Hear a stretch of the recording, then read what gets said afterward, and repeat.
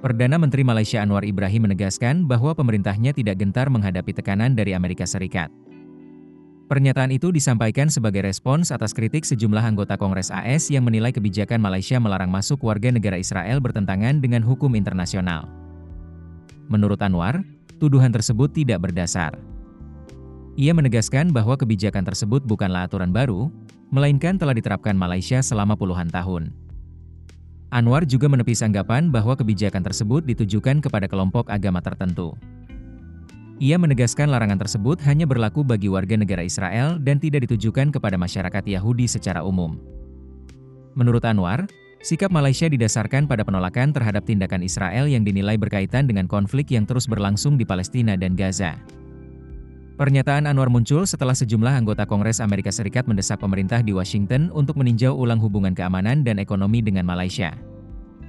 Desakan tersebut berkaitan dengan pernyataan Anwar sebelumnya yang menyebut Malaysia akan mendeportasi warga negara Israel yang memiliki kewarganegaraan ganda. Isu itu mencuat setelah pemerintah negara bagian Johor meminta dilakukan penyelidikan terhadap keberadaan komunitas teknologi bernama Network School di kawasan Forest City. Permintaan tersebut muncul setelah adanya klaim bahwa terdapat warga negara Israel berkewarganegaraan ganda yang tinggal di kawasan tersebut. Menanggapi kritik dari para anggota Kongres AS, Anwar menilai langkah tersebut sebagai bentuk tekanan terhadap pemerintah Malaysia. Namun, ia menegaskan bahwa Malaysia adalah negara yang merdeka dan berdaulat sehingga berhak menentukan kebijakan sesuai kepentingan nasionalnya. Anwar kembali menegaskan bahwa sikap Malaysia terhadap Israel didasarkan pada pandangannya mengenai situasi yang terjadi di Palestina.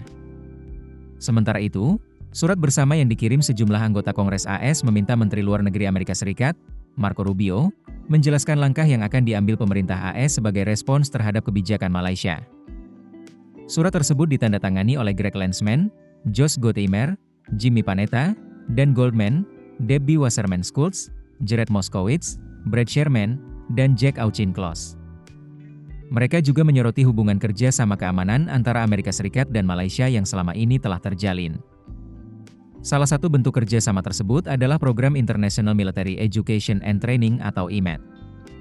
Melalui program ini, personel militer Malaysia memperoleh kesempatan mengikuti pelatihan militer profesional yang didanai oleh pemerintah Amerika Serikat. Hingga kini, belum ada informasi mengenai langkah lanjutan yang akan diambil Washington terkait desakan tersebut.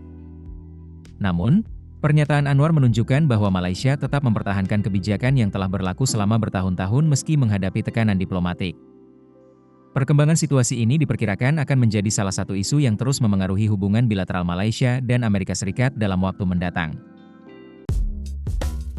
Keputusan bisnis terbaik datang dari data, bukan tebakan.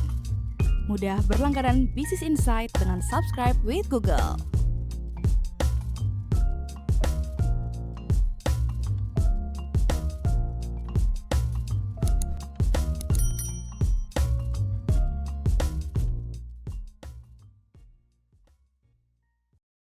Download aplikasi Kontan sekarang di App Store atau Play Store.